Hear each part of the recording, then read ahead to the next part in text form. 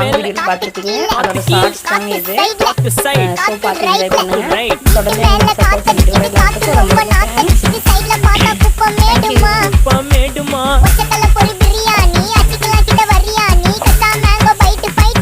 Mango byte fight night மட்டும் போடு light.